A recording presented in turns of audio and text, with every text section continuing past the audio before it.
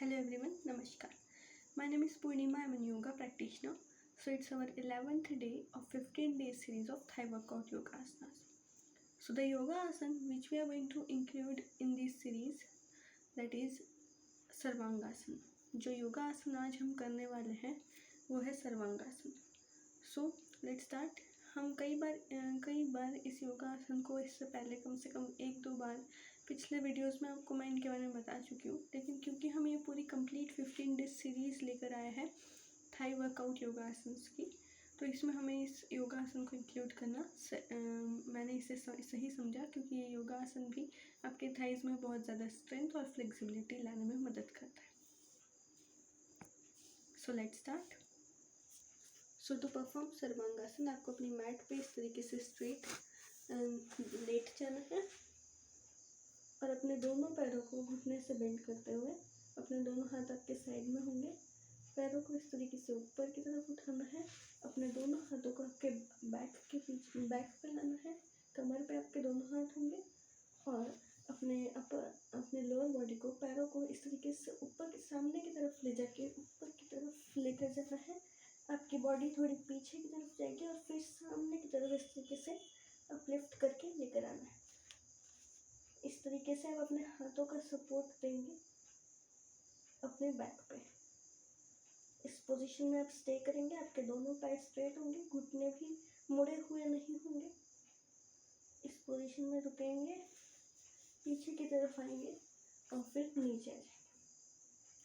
So this is known as Sarvangasana. ये yoga आसन वैसे तो काफ़ी सिंपल है, लेकिन आपको इस पोजीशन में स्टे करना हो तो आपको अपने हाथ की जो है स्ट्रेंथ उसको इंक्रीज़ करना होगा. आपके हाथों में मजबूती होनी चाहिए, तभी आप इस तरीके से बैलेंस कर पाएंगे. सो दोनों हाथों को इस तरह साइड, आपके दोनों घुटने इस तरीके से मुड़े और पीछे की तरफ जाके ऊपर उठना है और फिर सामने स्ट्रेट, और दोनों हाथों को उसी समय पे इस तरीके से बैक को सपोर्ट देना है हाथों की मदद से. फिर नीचे आएंगे and straight. So this is very simple yoga आसन. जिस तरीके से मैंने आपको करके दिखाया, सर्वांगासन एक बहुत सिंपल योगा आसन होता है.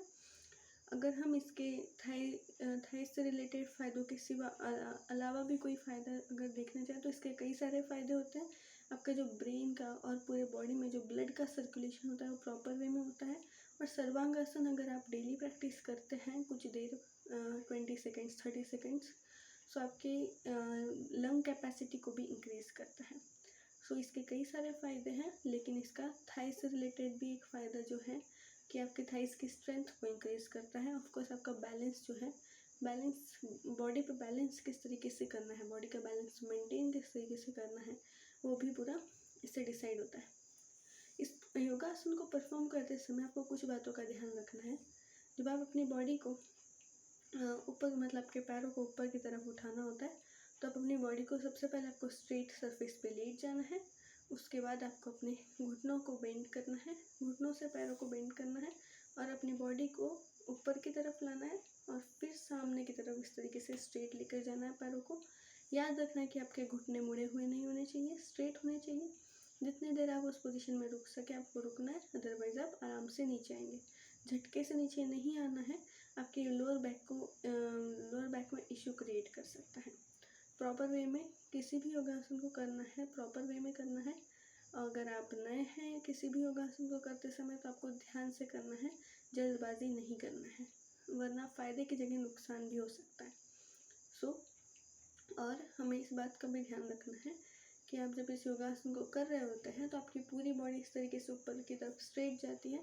सिर्फ आपका सिर का पोर्शन और थोड़ी सी गर्दन तक का पोर्शन नीचे होता है, और बाकी की आपकी हाथ से लेकर तो चेस्ट के थोड़े नीचे से लेकर तो सारी बॉडी आपकी इस तरीके से स्ट्रेट अपवर्ड होती है.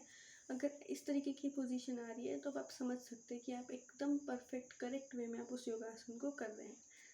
So that's all for today. धन्यवाद.